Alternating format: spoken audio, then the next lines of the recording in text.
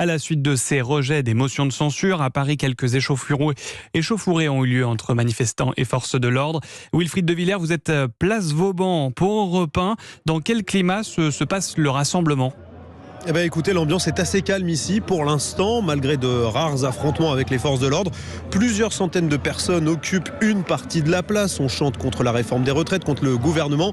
Et on sent ici une grande déception après l'échec de la motion de censure transpartisane. Plusieurs députés France Insoumise, dont Clémentine Autain, viennent tout juste de s'exprimer. Cela dit, malgré l'ambiance calme, le dispositif sécuritaire est très important. C'est simple, s'il y a aussi peu de monde place Vauban, c'est que tous les accès sont bloqués par les CRS et les gendarmes. Impossible d'entrer ni de sortir.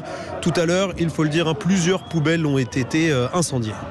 Merci Wilfried de Villers depuis le 7e arrondissement de Paris pour Europe 1. Mais il n'y a pas qu'à Paris que cette nouvelle a été mal reçue par les opposants au texte. À Toulouse également. Bonsoir Benjamin Peter, vous êtes sur place pour Europe 1, un rassemblement qui se tient en ce moment.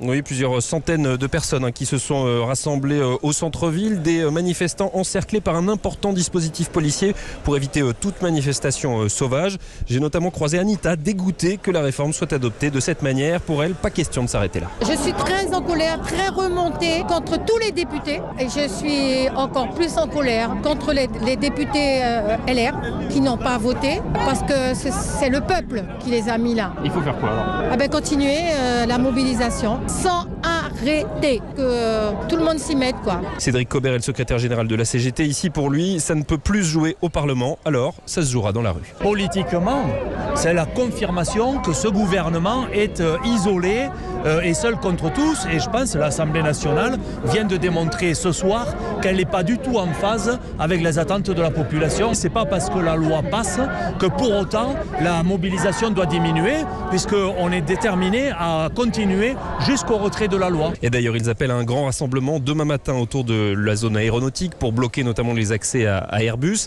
alors qu'ici, le rassemblement se poursuit dans le calme pour le moment. Benjamin Peter, correspondant à Toulouse pour Europe 1.